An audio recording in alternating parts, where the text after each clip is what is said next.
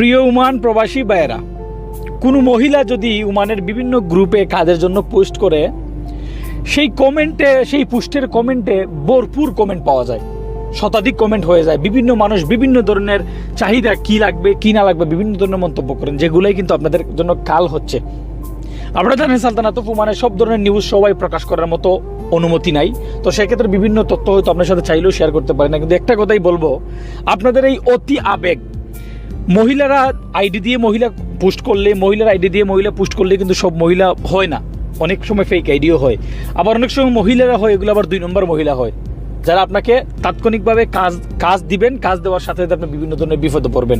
এমন না 100%, তবে 100-র মধ্যে 90 জন এরকম বিভিন্ন ধরনের খোঁজখবর লাগান, আপনারা দেখবেন এইসব মহিলারা বিভিন্ন ধরনের সমস্যা আমাদের বাংলাদেশি প্রবাসী ভাইদেরকে ফেলাইতেছে। অথচ সেম একইভাবে যদি একজন পুরুষ প্রবাসী ভাই বিভিন্ন গ্রুপে কমেন্ট করে পোস্ট করেন যে আমার একটা কাজ প্রয়োজন, সর্বোচ্চ